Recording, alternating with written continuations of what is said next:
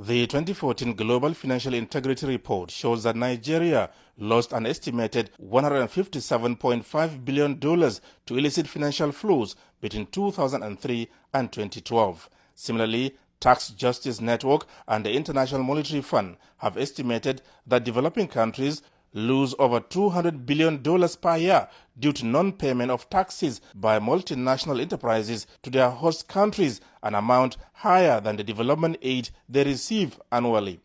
This event, attended by some African leaders and development partners, was put together by the African Union Development Agency, New Partnership for Africa's Development, as well as the EFCC, to chart the best way forward. The illegal movement of funds from Nigeria constitute a severe and damaging drain on the Nigerian economy.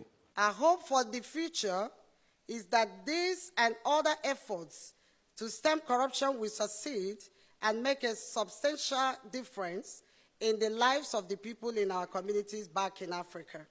Our nations and our world will be better served as we work together to fight illicit financial flows.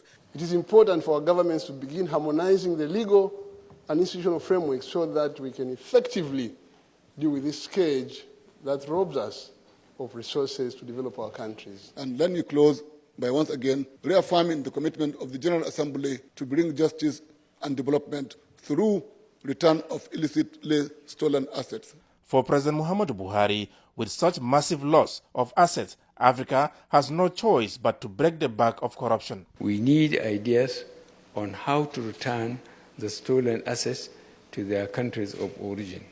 We also need strategies on how to plug the loopholes that enable companies to avoid paying commensurate taxes in their countries of operations.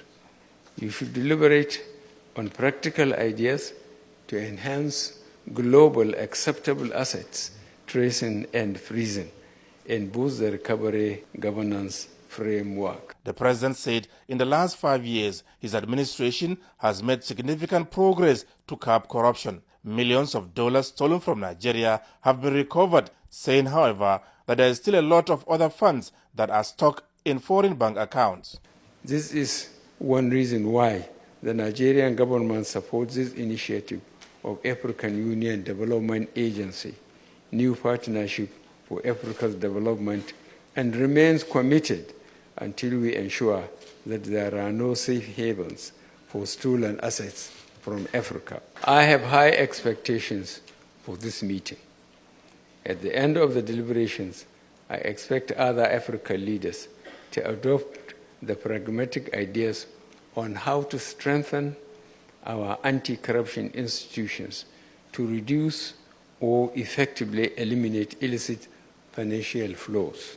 The president expressed the belief that if African leaders can join hands to jealously guard their financial resources, they can bequeath an Africa that is not defined by corruption to future generations.